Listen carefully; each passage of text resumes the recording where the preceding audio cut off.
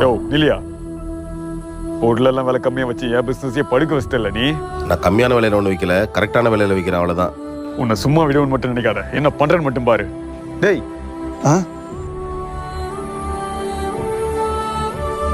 பா என்னப்பா நீங்க அவன் அப்படி பேசிட்டு போறான், பார்த்துட்டு சும்மா இருக்கிறீங்க. கேட்க போன என்னையும் வேற கை பிடிச்சி எடுக்கிறீங்க.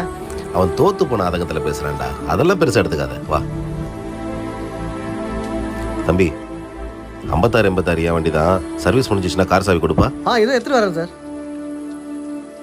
இந்தாங்க சார். சார் மொத்தம் 2800 ரூபாய்ச்சு சார்.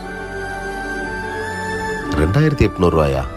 அண்ணே ஓனர் அங்கிள் என்கிட்ட ஃபோன் பண்ணி 2500 தான் சொன்னாரு. நீங்க என்ன 2800 சொல்றீங்க?